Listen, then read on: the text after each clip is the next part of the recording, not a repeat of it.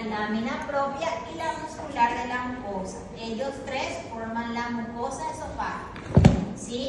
¿Qué tipo de epitelio dijimos? Plano, estratificado, no queratinizado. En la lámina propia que yo voy a encontrar tejido conjuntivo laxo, más vasos sanguíneos, puedo encontrar glándulas.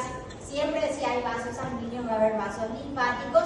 Y esto que dijimos, tejido linfático asociado a la mucosa. Vimos en respiratorio el valvo, tejido linfático asociado a los bronquios, por ejemplo, ¿sí? Ahora la mucosa. Luego tenemos la muscular de la mucosa, que se compone también de una capa circular interna y otra longitudinal externa, pero es más finito. Es esto que vimos acá arriba. ¿Vieron? Es músculo liso también, pero mucho más fino que la capa muscular externa. ¿Sí? Si hay una externa, tiene que haber una interna, ¿verdad? Se llama muscular y mucosae o muscular de la mucosa. Bueno, por debajo de la mucosa tenemos la submucosa, ¿sí? Que vamos a encontrar nosotros tejido conjuntivo denso y regular, vamos a encontrar vasos, vamos a encontrar vasos linfáticos, nervios, pero algo particular. Vamos a encontrar glándulas esofágicas. Acá dice no contiene glándulas, ¿sí? Pero del tercio superior. En el tercio inferior, cerca del cardias, ¿sí? Del estómago, hay las glándulas esofágicas cardiales, ¿sí? Entonces, por eso les dije, depende en qué nivel del esófago yo estoy para poder ver en la lámina, ¿sí?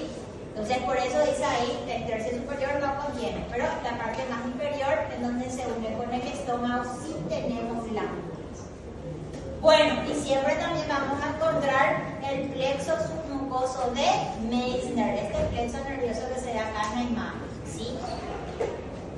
¿Para qué el plexo? Van a controlar la motilidad de la mucosa, o sea, para que se contraiga y propulse el bolo alimenticio hacia el estómago. Además, va a controlar las actividades secretoras de las glándulas, ¿sí? Para secretar el contenido mucoso de estas glándulas esofágicas. Bueno, la muscular externa tiene sus dos capitas, siempre, una circular interna y otra longitudinal externa. Las fibras nomás del músculo liso es lo que va a cambiar, ¿sí? Y ahí dice, la actividad peristáltica, gracias a la mucosa externa que va a contener las células intersticial de Cajal.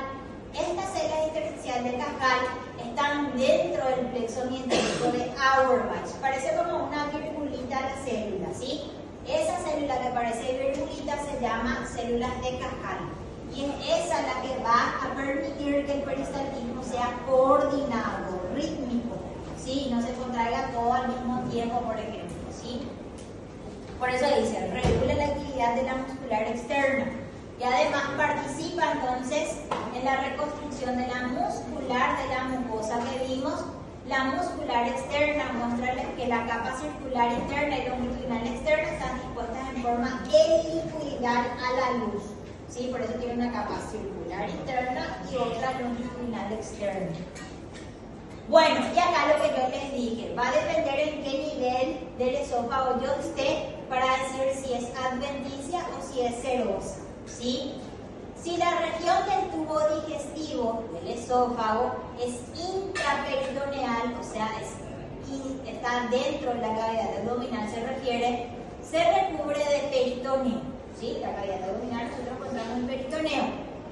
Y del revestimiento se conoce como serosa. ¿Y qué es lo que es serosa? Serosa es una anatomía, pero en la microscopía se llama mesotelio. ¿Y qué era el mesotelio?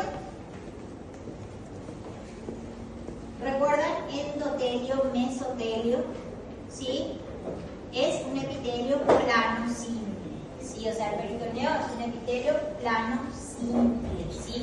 Se conoce como serosa en la anatomía. Ahora, si el órgano retroperitoneal está por fuera del peritoneo, ¿sí? O sea, intratorácico, yo voy a decir adventicia. ¿Y qué es adventicia? Tejido conectivo denso irregular. Está mal.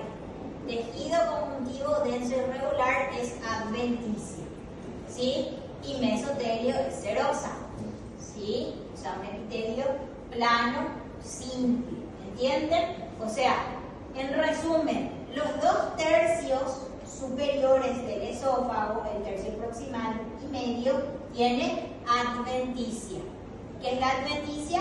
Tejido conjuntivo denso irregular. ¿Para qué hay tejido conjuntivo denso irregular? Para estar en contacto con los órganos vecinos. Por ejemplo, enfrente del esófago, que yo voy a tener la tráquea. Entonces la adventicia va a rodear a esos dos órganos, tanto la tráquea como el esófago. En cambio, mi porción distal de mi esófago ya está dentro de la cavidad abdominal, se une con el cártex del estómago. Entonces voy a tener serosa, un mesotelio. ¿Sí?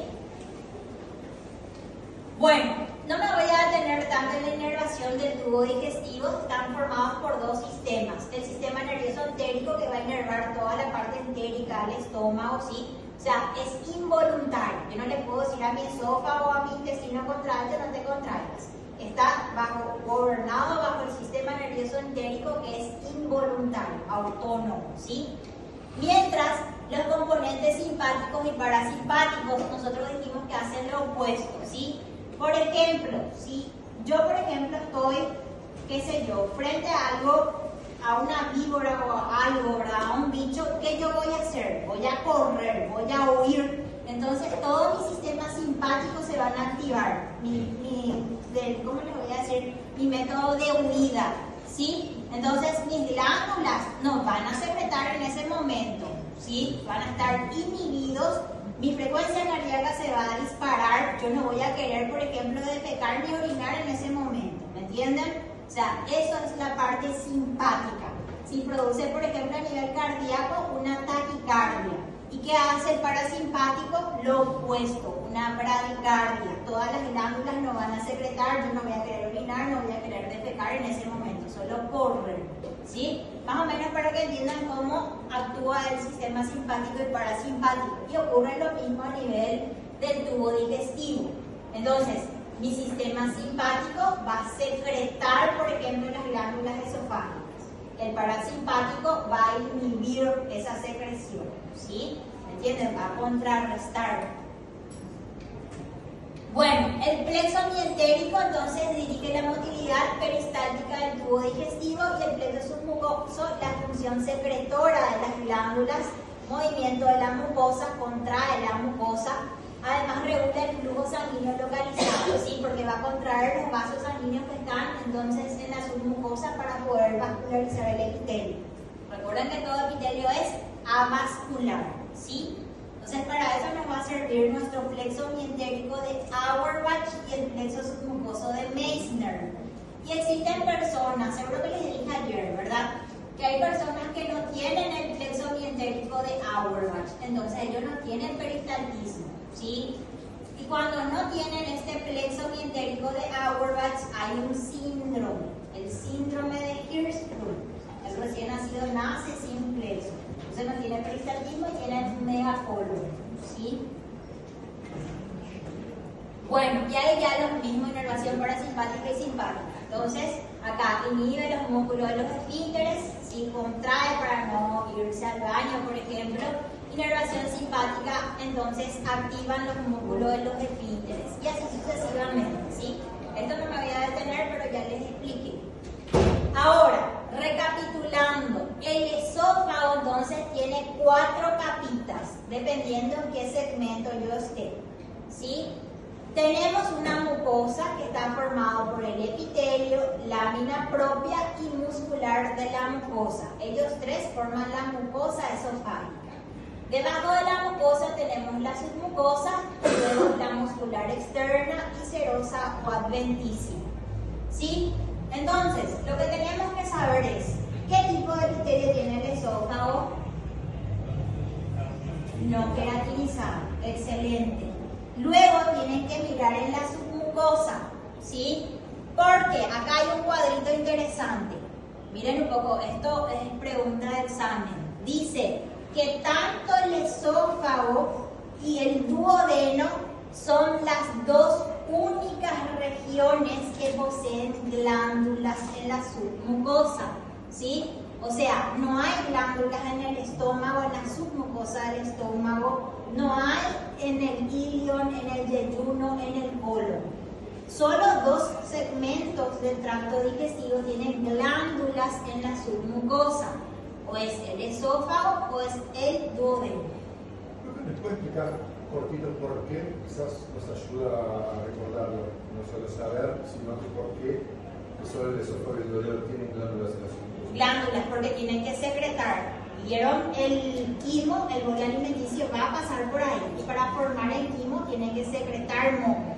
Lo mismo, en el estómago va a pasar ese quimo por el esófago al estómago. ¿Qué va a pasar en el estómago? Se va a liberar ácido clorhídrico y bicarbonato para equilibrar el pH del estómago. Pero como se libera más ácido clorhídrico, al pasar al duodeno se tiene que alcalinizar y se va a secretar también moco. Por eso, porque el moco tiene bicarbonato también, ¿sí? Entonces, para poder equilibrar el pH. ¿Sí? Imagínense si se va directo ácido, va a destruir todo. ¿Sí? Entonces, por eso, y solamente en esas 2 regiones yo voy a encontrar glándulas. Entonces, ¿cómo yo voy a saber si hay glándulas en la submucosa, cuál es esófago y cuál es duodeno? Por el epitelio. ¿Sí? Mi duodeno va a tener vellosidades con microvellosidades y además criptas de Lierburg, que es una glándula tubular simple. ¿Para qué todo esto? Porque el quimo va a atravesar por todo esto y va a aumentar más la superficie de absorción. ¿Sí? Tiene que atravesar todo esto. En cambio, el esófago y epitelio es plano, estratificado, no queratinizado. Entonces, si yo veo glándulas en la submucosa, acá voy a poner mucosa, acá submucosa. Entonces, yo voy a mirar si hay glándulas acá y glándulas acá. O es duodeno o es esófago, porque no hay en colon, no hay en estómago, no hay en ilion, ni en ninguna otra parte, ¿verdad? Entonces, si yo veo glándulas en una lámina, voy a mirar el tipo de epitelio. Si es plano, estratificado, no queratinizado, es esófago. Si yo veo vellosidades con microvellosidades y glándulas, es duodeno. ¿Sí? Porque solo en 2 segmentos en la submucosa yo encuentro glándulas. ¿Sí? Esófago y en el duodeno. Bueno, acá dice que tenemos nosotros 2, o sea, actúan como esfínteres, quizás el inferior sí, pero el esfínter superior, que es el esfínter faringoesofágico, solo aumenta el grosor del músculo, ¿sí? Pero en cambio el esfínter inferior, que es el gastroesofágico, sí actúa como un verdadero esfínter, ¿sí? Pero no importa eso, ¿sí? Ahora, lo primero que yo voy a mirar entonces es la luz, ¿sí? Después de ver la luz, el tipo de epitelio que yo veo, ¿sí? Si el epitelio no me da el diagnóstico del órgano, yo voy a mirar otras características. Voy a irme en la submucosa. Si yo veo glándulas, ¿sí? Hago mi diagnóstico. Es esófago. ¿Por qué? Porque es un epitelio plano, estratificado, no queratinizado. ¿Me entienden? Bueno, acá por ejemplo, acá yo no veo glándulas en la submucosa, pero estoy viendo el epitelio. ¿Sí? Mi duodeno no tiene epitelio plano, estratificado, no queratinizado. Es cilíndrico simple con microvellosidades y celdas caliciformes. ¿Sí? Yo veo vellosidades acá en la luz. No. ¿Sí? Entonces es esófago. Y ahí les marca. Está el epitelio, debajo del epitelio, lámina propia, muscular de la mucosa, todo esto submucosa, la muscular externa y acá la serosa. Esófago. ¿Sí? Bueno, acá miren qué tipo de epitelio tiene. Plano, estratificado, no queratinizado. ¿Sí? Nunca si es un epitelio plano va a tener queratina ni microvellosidad. O sea, no va a tener microvellosidades ni cilios, ¿sí? Ni células caliciformes. que hay un cosito ahí arriba. Sí, eso es porque se va descamando, porque se va regenerando. ¿Sí? Bueno, el epitelio, lámina propia, músculo liso, que es la muscular de la mucosa, submucosa, la muscular externa. Por eso yo sé que es esófago. ¿Sí? Acá, miren, si yo le pongo nombre de la zona 1, 2, 3, 4 y 5, ¿sí? Y diagnóstico de órgano, y justifique su respuesta. Esófago el órgano. Ahora, ¿por qué es esófago? Porque el epitelio es plano, estratificado, no queratinizado y hay glándulas esofágicas en la submucosa. ¿Sí? Y ahora, si yo voy a nombrar acá, epitelio, lámina propia, muscular de la mucosa, glándulas esofágicas y submucosa. ¿Sí? Me hace el diagnóstico del órgano esófago. ¿Todo bien con esófago? ¿Cuántas capas tiene? Dependiendo del segmento. 4. Mucosa, submucosa, muscular externa, adventicia o serosa. ¿Sí? ¿Cuál es el tipo de epitelio? Plano, estratificado.